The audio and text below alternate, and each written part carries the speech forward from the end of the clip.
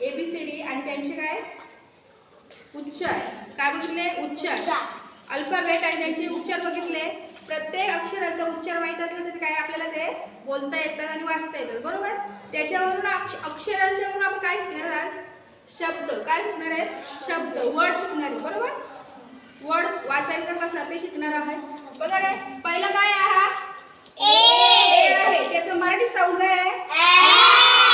काय आहे